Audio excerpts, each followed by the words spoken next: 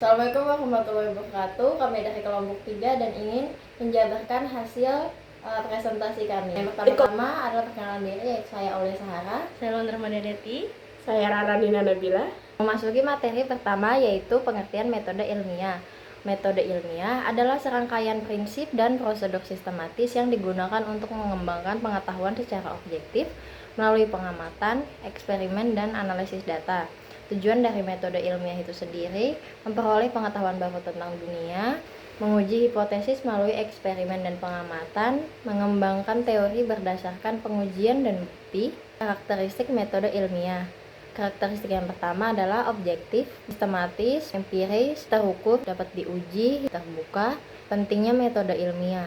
Metode ilmiah krusial dalam pengembangan ilmu pengetahuan dan teknologi. Ini membantu memahami dunia, memecahkan masalah, dan membuat keputusan berbasis data. Materi berikutnya adalah pengertian mitos. Mitos adalah cerita tradisional yang dianggap benar-benar terjadi. Jadi cerita yang beredar di masyarakat itu yang dianggap benar-benar terjadi seperti itu. Mengandung penafsiran tentang alam semesta, manusia, dan bangsa. Bersifat kepercayaan yang kebenarannya tidak dapat dibuktikan. Fungsi mitos yang pertama adalah kosmologis, pedagogis, yang ketiga mistis, yang keempat sosiologis. Kesimpulan dari mitos adalah simbol dalam bentuk cerita yang mengandung makna, kepercayaan, dan pesan. Berkaitan erat dengan bahasa, komunikasi, dan kebudayaan. Berfungsi memberi arah, nilai, dan pemahaman dalam kehidupan manusia. Selanjutnya ada rasionalisme. Pengertian dari rasionalisme berasal dari kata Latin ratio yang berarti akal. Merupakan aliran filsafat yang menyatakan bahwa akal rasionalitas adalah alat utama dalam memperoleh pengetahuan. Karakteristik rasionalisme. 1. Mengandalkan akal budi sebagai sumber pengetahuan. 2. Pengetahuan a priori diperoleh sebelum pengalaman. 3. Pengenalan deduktif. Kebenaran diperoleh melalui logika, bukan pengalaman langsung. Peran rasionalisme. Salah satu sumber pengetahuan penting dalam filsafat. Mendorong terbentuknya globalisasi lewat dominasi cara berpikir rasional. Selanjutnya ada trial and error. Trial and error adalah metode belajar yang melibatkan proses mencoba-coba berbagai cara hingga menemukan solusi yang benar.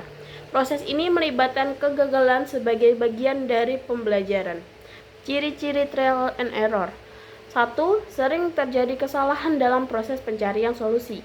Yang kedua, pengulangan tindakan sampai menemukan hasil yang benar. Ketiga, belajar dari pengalaman. Kesalahan sebelumnya tidak diulang. Keempat, tidak ada perencanaan sistematis, lebih bersifat spontan. Kesimpulannya adalah metode trial and error efektif untuk pembelajaran berbasis praktik dan pengalaman langsung.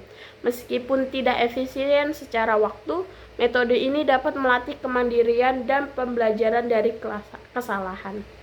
Selanjutnya adalah empiris.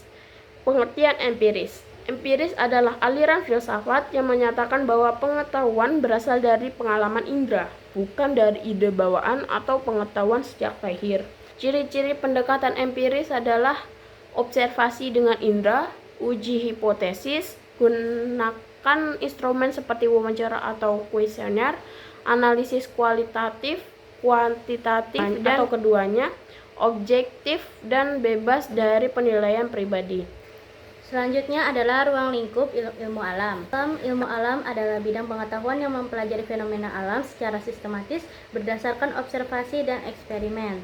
Selanjutnya ada proses sains, yaitu prosedur ilmiah untuk memperoleh pengetahuan, mencakup observasi, perumusan masalah, hipotesis, eksperimen, dan kesimpulan. Selanjutnya ialah biosfer dan kehidupan. Apa sih itu biosfer dan kehidupan? Biosfer itu bagian dari bumi tempat kehidupan berada. Bioma itu ialah wilayah dengan iklim dan sifat geografis serupa yang menjadi habitat spesifik bagi makhluk hidup. Kemudian bioma itu dibagi menjadi dua, yaitu bioma perairan dan bioma daratan. Kelompok kami, jika ada kesalahan kata dan perilaku yang kurang mengenakan, mohon dimaafkan. Wassalamualaikum warahmatullahi wabarakatuh.